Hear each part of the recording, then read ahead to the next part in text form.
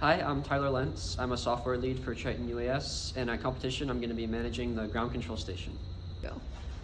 Hi, I'm Anthony. I'm a software lead for Triton UAS, and I'll be managing the ground control station. Hello, my name is Brandon Vinn. I am the airframe lead for this year, and at competition, I'll be part of the flight line. Go.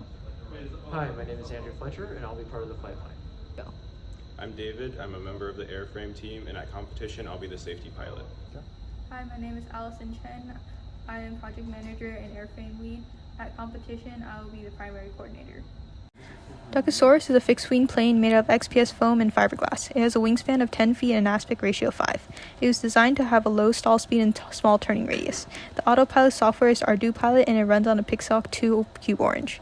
It is equipped with the Triton camera and a Jetson TX2 that allows it to perform onboard computer vision tasks during flight.